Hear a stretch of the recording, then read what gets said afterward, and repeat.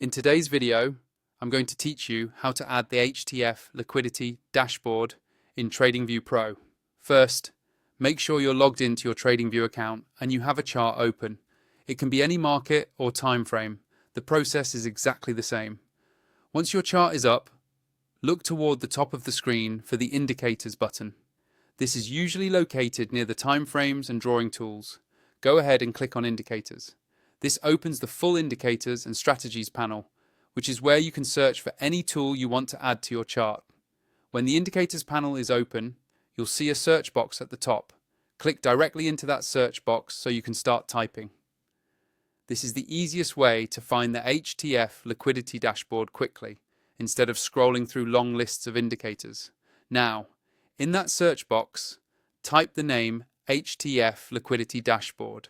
As you type, Tradingview will start filtering results in real time.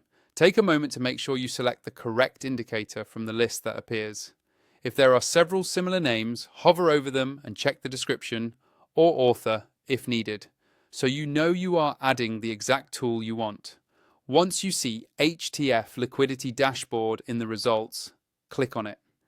As soon as you do, it will automatically be added to your chart. You should see the new dashboard appear, usually overlaid on your existing price chart. If it looks a bit cluttered at first, don't worry. That's normal for many advanced indicators. You can always go into the settings to customize colors, line thickness, or visibility on different time frames, so it matches your trading style and is easy for you to read. If you want to get the most out of this setup, it really helps to be on Tradingview Pro or a higher plan. Pro gives you more indicators per chart, more simultaneous charts, and better performance overall, which is important when you're working with detailed dashboards like this. To upgrade to Tradingview Pro and support the channel at the same time, use my affiliate link in the description of this video.